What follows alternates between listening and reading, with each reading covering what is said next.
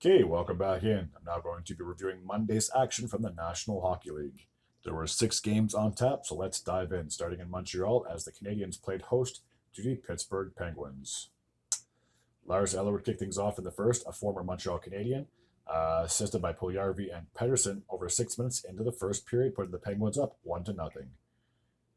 Rickard Rakell will get his second goal of the season from Malkin and Bunting, and that goal happened with 3 minutes and 11 seconds to go. So the Penguins had a 2-0 lead at that point. Caden Gooley would finally get the Montreal Canadiens on the board with a minute and 44 seconds to go. For Gooley, that'll be his first goal of the season from Matheson and Nick Suzuki. So it was 2-1 heading into the second period. Uri Slafkovsky would tie the game up at 2, getting a power play marker, his first goal of the season from Nick Suzuki and Mike Matheson. 2 minutes and 51 seconds of the second frame, tying the game up at 2. Emil Heineman will get his second goal of the season, 14 minutes and 26 seconds of the second period, putting the Canadiens on the up 3-2 at that point. Lars Eller would strike less than 2 minutes after that, a minute and 57 seconds in between goals to be exact.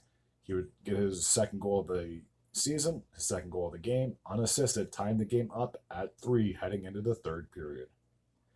Kevin Hayes would break the tie in the third, getting his second goal of the year from Achari and Erik Karlsson, 7 minutes and 47 seconds of the third.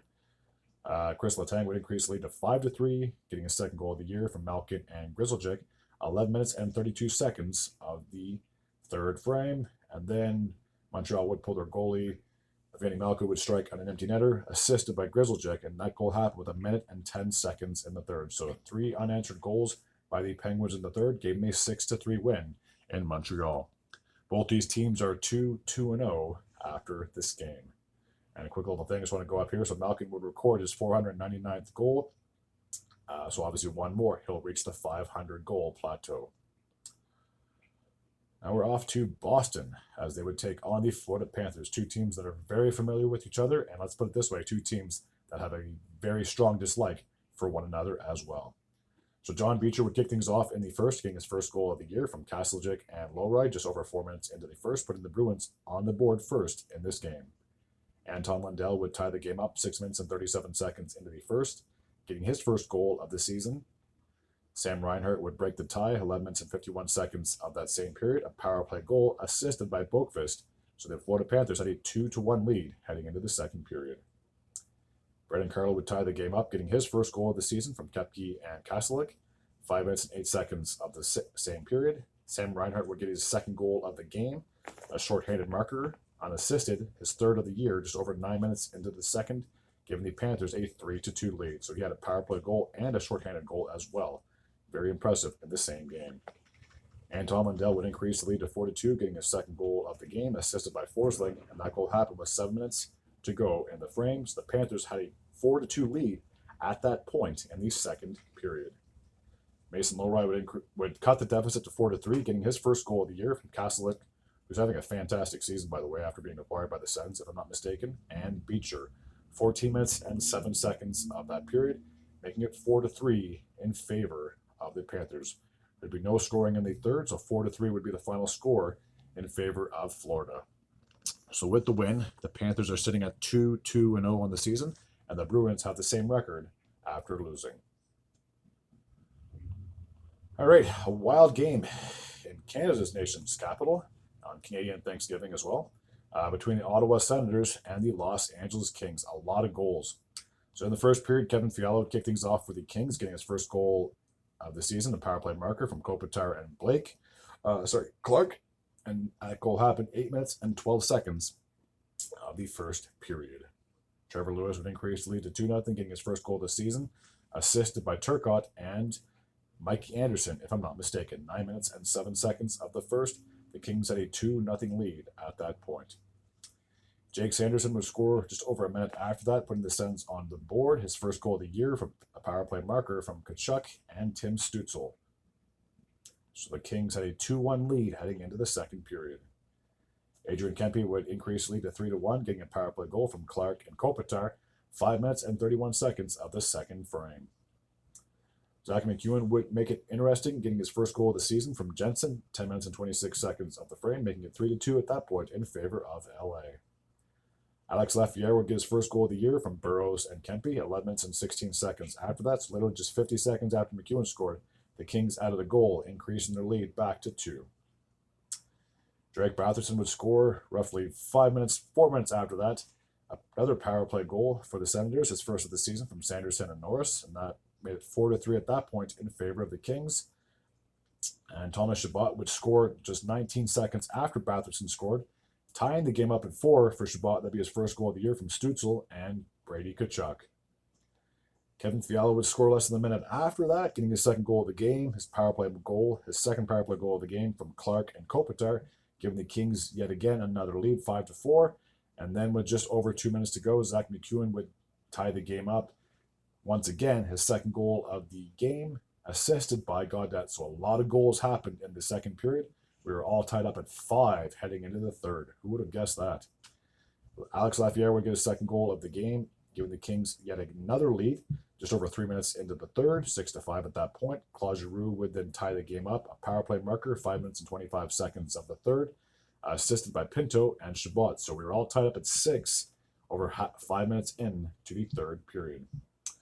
Roughly halfway through the third, Josh Norris would get his first goal of the season, the power play goal from Batherson and Brady Tkachuk, 9 minutes and 18 seconds of the period, giving the Sens their first lead of the game. Tanner Janot would tie the game up with 5.5 minutes to go, his first of the season and his first as a Los Angeles King. So the game was tied at 7. We would need overtime to settle this one, and in the overtime frame, Josh Norris would get his second goal of the game, his second goal of the season, assisted by Batherson and Tim Stützle, and that goal happened just 56 seconds in the overtime period. So a lot of goals. If you were in the crowd at that game, you probably had a lot of highs and a lot of lows, but holy cow, that was a lot of scoring, to say the least, between these two teams. 15 goals were scored. Unreal. So for the Ottawa Senators, they're sitting at 2-1-0 on the season after 3 wins. And after the overtime loss, the Los Angeles Kings are 1-0-2. All right, now we're off to New Jersey as the Devils played host to the Utah Hockey Club. There was no scoring in the first, so Seamus Casey would break the tie in the second, getting a power play goal, his third of the season, assisted by Hischier. Just 1 minute and 14 seconds of the second frame. Stefan Nason would get his second goal of the season, assisted by Casey. 8 minutes and 13 seconds of that same period, giving the Devils a 2-0 lead heading into the third. Nico Hischier would get a power play goal in the third, a power play goal from Hughes and Bratt, just 10 minutes and 13 seconds of the third. So the Devils had a 3-0 lead at that point, and that's what the final score would be. New Jersey would win 3-2-0. With the win, the Devils are 4-1-0 on the season, and despite the loss, the Utah Hockey Club suffered their first loss of the year. They are 3-1-0. Still very impressive after 4 games. All right, now we're off to New York, where we have 2 original 6 teams as the New York Rangers played host to the Detroit Red Wings. In the first period, Alexis Lafreniere would get his second goal of the season from Panarin and Jones, 11 minutes and 45 seconds of the first. Dylan Larkin would tie the game up with just 2 seconds remaining, his second goal of the season from Hall and Patrick Kane, who were all tied up at 1 heading into the second period. Chris Kreider, Mr. Ranger himself, would break the tie, a power play marker, his third goal of the season from Zibanejad and Panarin, 17 minutes and 5 seconds of the second period, giving the Rangers a 2-1 lead heading into the third. Riley Smith would get his first goal as a New York Ranger, assisted by Zibanejad, just 4 minutes and 51 seconds of the third.